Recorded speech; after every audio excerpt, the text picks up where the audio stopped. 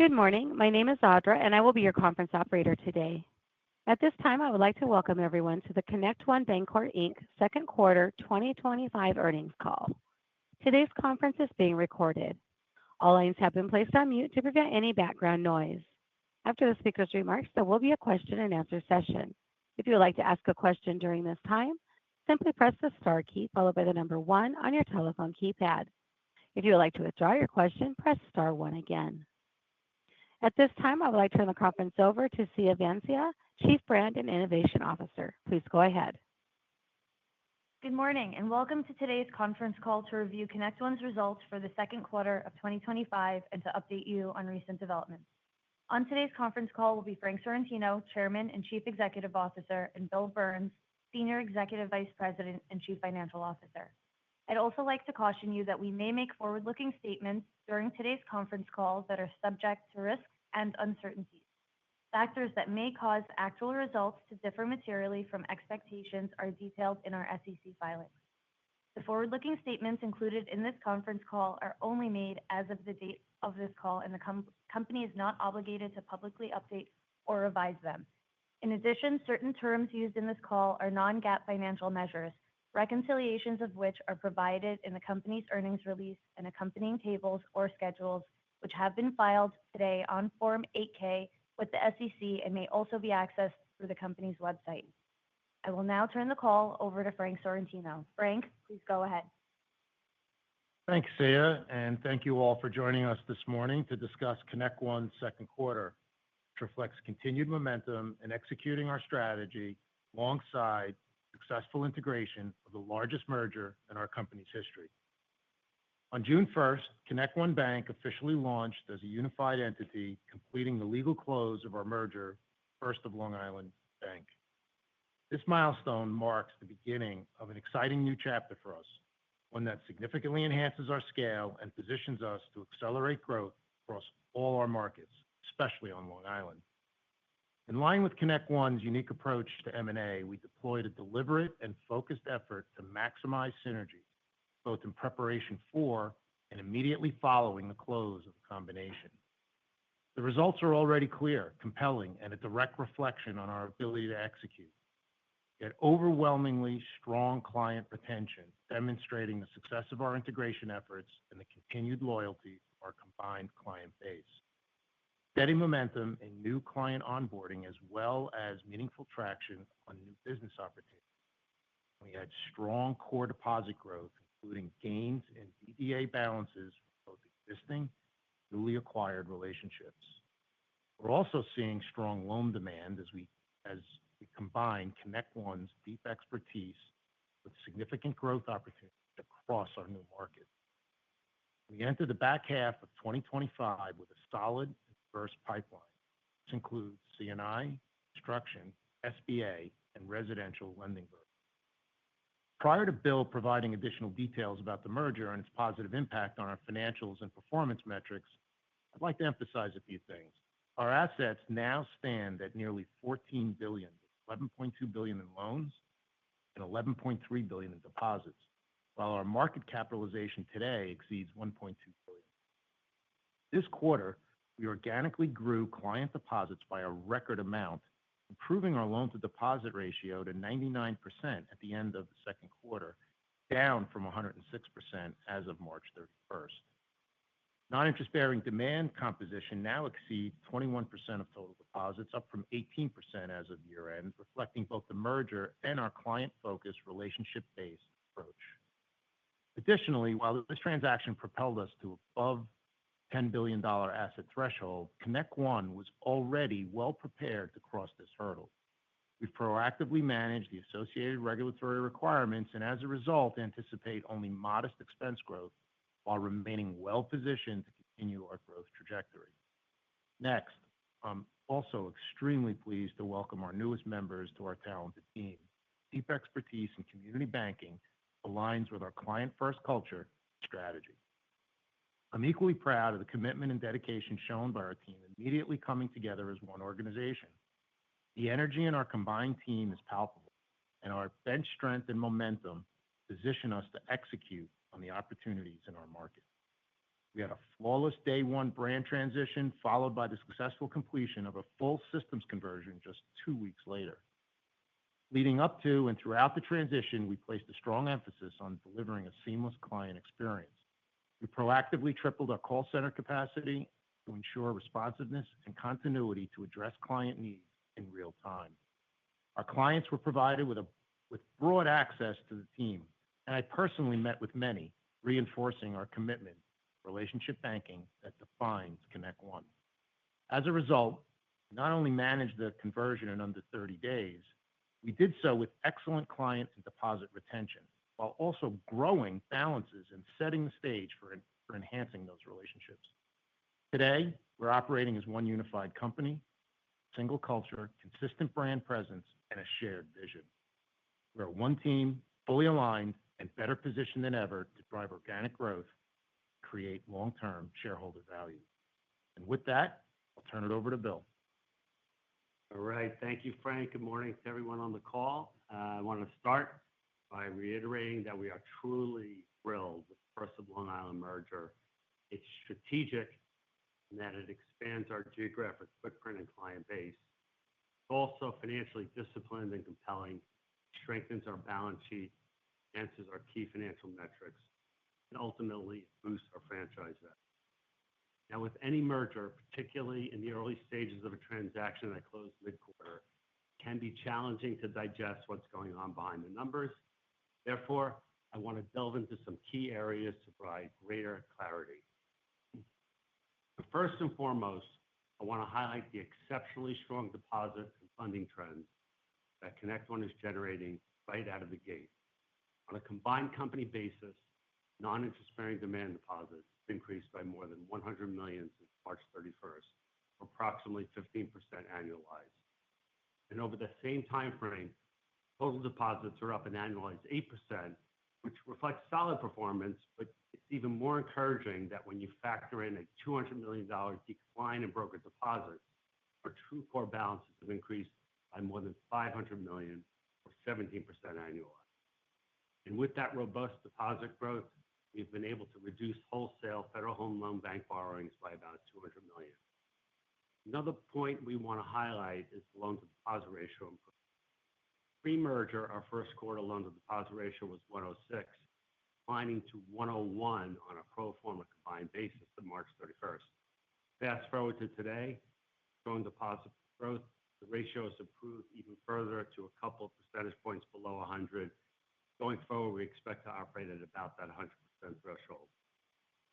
The deposit growth is a testament to the success across the entire organization, particularly healthy contribution from the Long Island market. Many bank mergers often face challenges with deposit attrition. However, our unwavering focus on client retention has led to accelerated growth. Let me now turn to our purchase accounting entries. Now, we're going to aim for full transparency regarding the merger's purchase accounting adjustments, both now and in the future, to ensure our core underlying trends remain clear. The merger has a total loan mark of $250 million.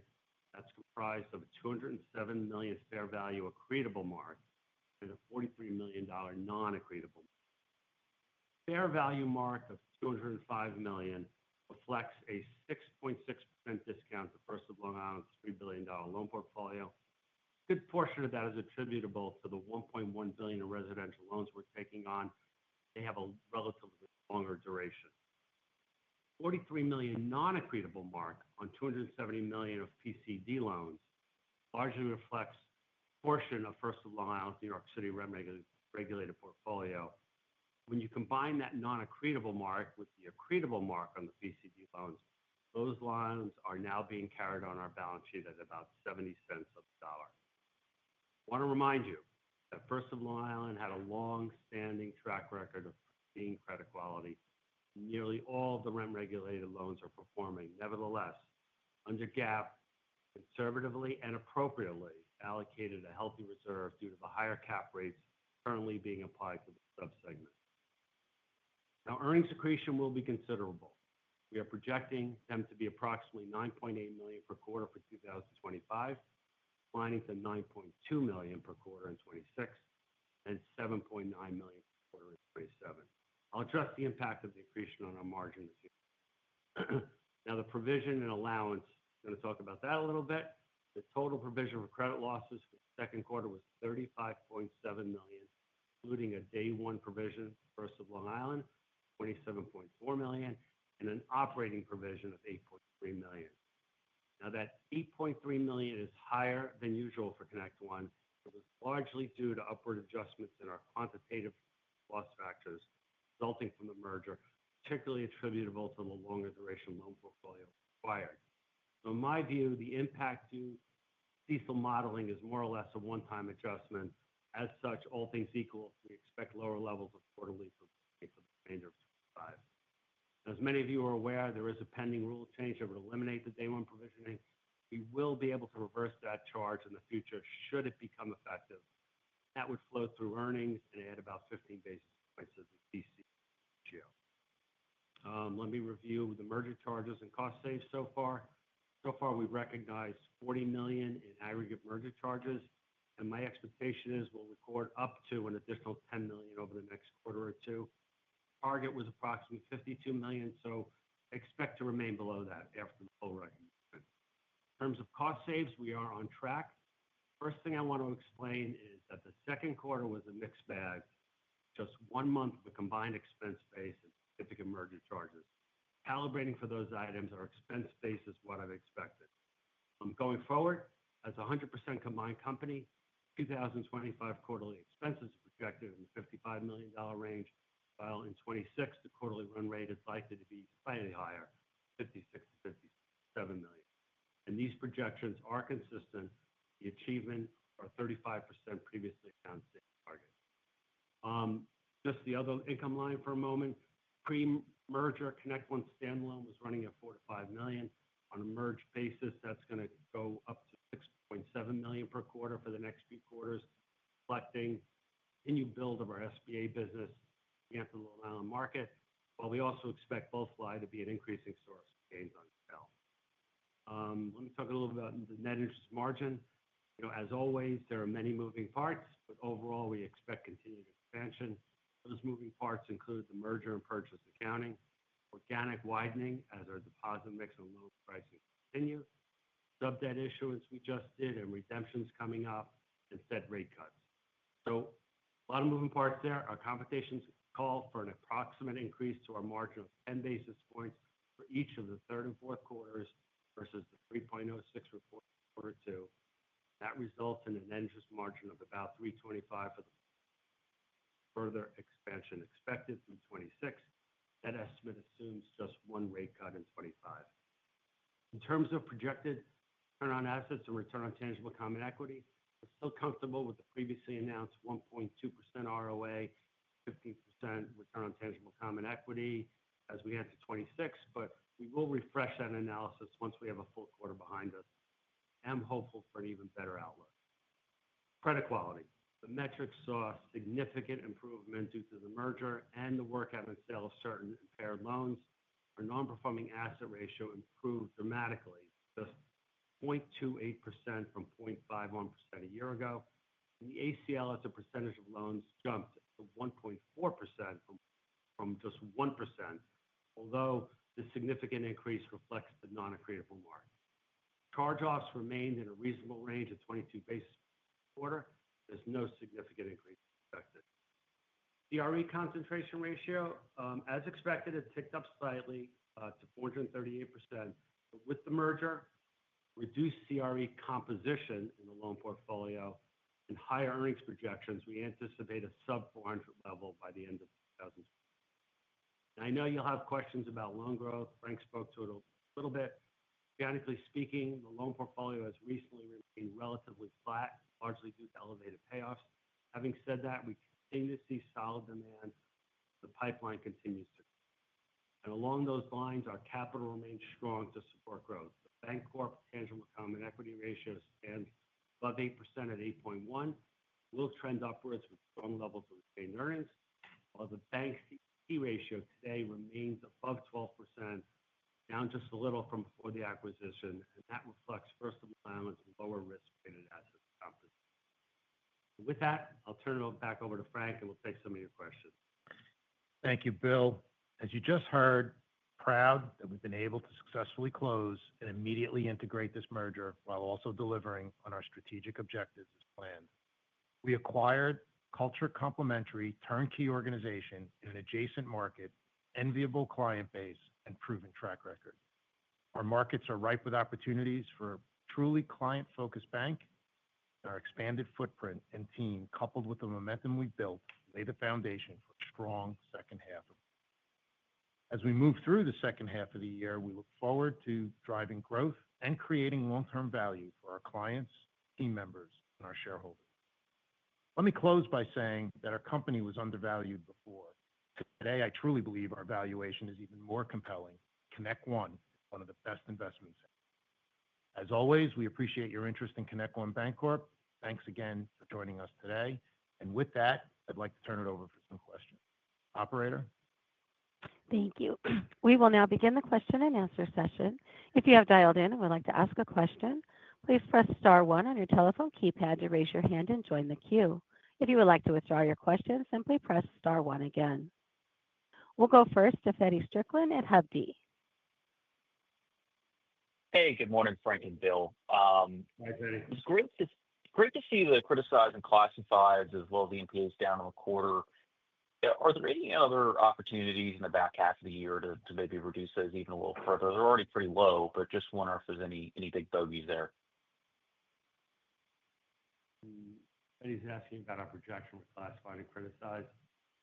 I don't see any major change from where we are today. There's some stresses out there in the marketplace. I have classified and criticized. That wouldn't be unexpected. With the write-downs in loans, there's opportunities for us to potentially unload some loans there. So we'll watch that number, but I wouldn't expect any change. Got it. And then just switching gears to capital, with the deal behind you now and the likelihood of some pretty good capital generation in the next couple of quarters, how do you think through the dynamic between capital deployment and managing CRE concentration? Well, the numbers pan out very nicely to see CRE concentration. That's based on continued origination, well-diversified. That's part of it. And then because of the accretion in the deal, we're really, and our relatively low dividend rate, really adding capital quickly. So I think I answered your question. We're gonna see that go down on its own. Are you asking about stock repurchases and growth? Yeah, I'm just curious if there's like a target level of common equity tier one or any other metric where you'd be a little more likely to engage in share repurchases. There's always a possibility. I mean, we came out of the gate when we talked about the deal that we'd hold off on share repurchases at the beginning. In my view, the capital ratios are looking a little bit stronger than I originally anticipated. So I'll just leave that open for now, and we continually look at that in terms of share repurchases. It obviously depends on growth in the loan portfolio. All right, great. Thanks for taking my questions. Thanks, Eddie. We'll move next to Daniel Tamayo at Raymond James. Hey, good morning, guys. This is Tim DeLacy on filling in for Danny. Thanks for taking my questions. Absolutely. Hi. Morning. Hey, just shifting to the margin here, saw a really nice pickup in the securities portfolio this quarter. Curious, what were the drivers there, and were there any actions taken on the legacy Flick portfolio that you did? Well, the securities portfolio increased because of the acquisition. So you see, as of the balances on an average basis, it's less because it's only 1 month. But we did do some restructurings. We think we improved our interest sensitivity and earnings from those restructurings. So you'll see the benefits of those going forward. Understood. And kind of, following up on that, 5 basis point, positive impacts, from a 25 basis rate cut previously. Should we kind of be thinking about that somewhat differently now, kind of post-merger here? No, we're still sticking with that it's approximately 5 basis points for each cut. And in the estimates I gave you, we estimated one cut. So, it could be up or down depending on how many cuts we see through 26.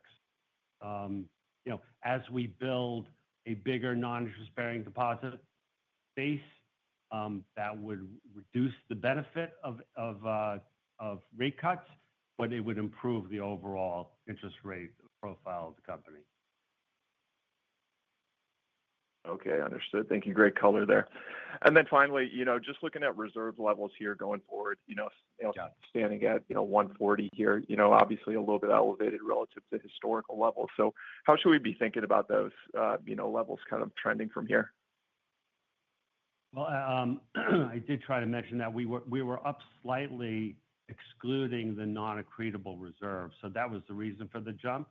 To the extent, I don't want to comment on how much of that reserve we'll use, but I think we set up a pretty conservative one. So to the extent we were conservative and we perform well, we'll have the ability to raise our reserves more going forward, our core reserves.